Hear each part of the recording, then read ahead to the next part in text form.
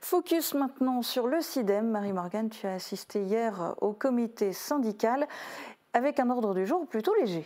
Oui, et surtout un ordre du jour qui n'a pas attiré les foules. La séance était d'ailleurs à deux doigts d'être reportée. En début de séance, le quorum n'était pas atteint. Il y avait 26 membres présents. Il en faut minimum 28 pour que les points puissent être mis au vote. Un conseiller est arrivé 30 minutes après le début supposé de la réunion. Il manquait toujours une personne, alors certains ont dégainé leur téléphone pour atteindre le quorum. Une 28e membre est finalement arrivée et la séance a pu démarrer. Alors la séance a pu démarrer avec du coup quel point à l'ordre du jour? Alors il y avait seulement 6 points. L'un concernait le renouvellement d'une convention qui permet de répartir les frais pour l'entretien, la maintenance et le renouvellement des installations communes sur le site de Folperswiller à Sarreguemines. Alors il est occupé conjointement par le SIDEM qui exploite plusieurs installations, notamment le centre de compostage ou un centre de méthanisation, et la communauté d'agglomération de Sarreguemines qui a aménagé une déchetterie destinée aux professionnels. La majeure partie des frais revient au SIDEM.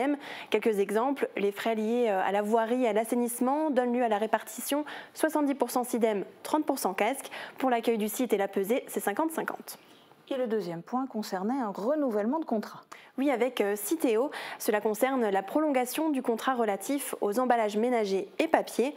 Puis 2 points étaient liés aux ressources humaines et concernent les agents du SIDEM. Les membres du comité ont voté la mise en place d'indemnités horaires pour le travail du dimanche, des jours fériés et de nuit.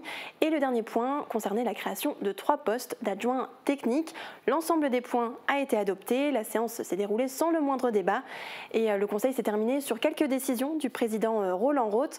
Parmi elles, la réalisation d'une étude sur l'impact du changement de mode de gestion du SIDEM, passant de SPIC à SPA. Alors non, le SIDEM ne va pas se transformer en un lieu de détente et de bien-être.